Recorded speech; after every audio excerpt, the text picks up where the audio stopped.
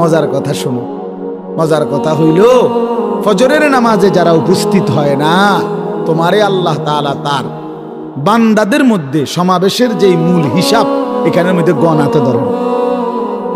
তোমার মতো ফালতুরে আল্লাহ গণাতে ধরে। আল্লাহ বলছে এখানে আমার বান্দার সমাবেশ, আমার ফেরেশতারাও থাকে, আমার ইমানদার বান্দাও থাকে। অতএব যে নাফরমান ফজরের নামাজ পড়ে না, এই অপদার্থ আল্লাহ তাআলার বান্দা হিসাবে আল্লাহ গণাত ধরে। যা বেটা জানোয়ার, পিতা থাক বেটা,